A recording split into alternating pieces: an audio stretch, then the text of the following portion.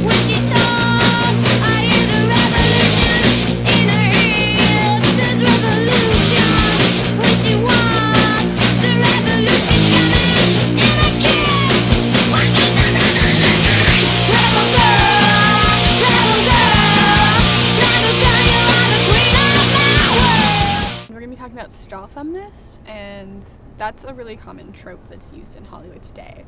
So feminism isn't usually on the mainstream movie screen, and it's definitely not in most movies that make it to theaters. But on the occasion that a feminist character does make it into a film, it's not usually a good thing for feminists or feminist movement or women in general.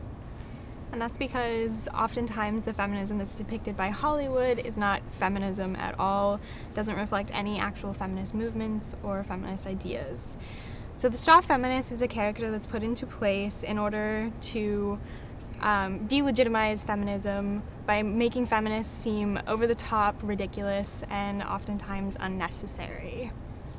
She's usually like a bitchy character that is often depicted like always trying to fight the patriarchy when it's not necessarily the patriarchy. She usually butts head with every male in the movie, often the main character male who is the hero.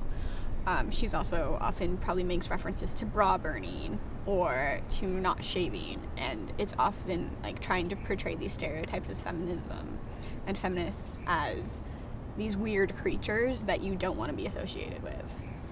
An important point to make is that the straw feminist in mainstream media is put into an environment in which gender roles and sexism don't actually exist, which makes their argument seem even more ridiculous.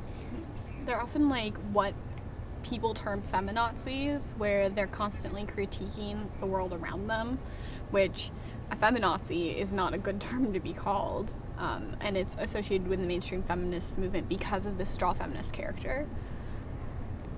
So some examples of straw feminists are Kat from 10 Things I Hate About You. She oftentimes in the classroom setting and out of the classroom setting will make comments about reading rich, white dead dudes, and will butt heads with male characters for no apparent reason, assuming that they're all pigs. She's the very common man-hater of the story. Another example is Lisa Simpson from The Simpsons. She's the over-the-top white feminist vegan whose views are so exaggerated and unnecessary, and feels the need to tell everyone exactly how she feels at any given moment. The thing about these tropes too is it often portrays this man-eater idea in that all feminists hate men and that feminism is pitted directly against men, which is derailing to the entire movement because patriarchy also affects men. And that's never portrayed in mainstream media. And oftentimes these examples are used for a sort of comic relief. One example, there's a straw feminist character in the movie Legally Blonde who is at a party with the main characters and is attempting to get signatures for a petition to change the word semester to ovester because she's convinced that semester branches from semen and is therefore part of the male patriarchy. Good thing we're on the quarter system here.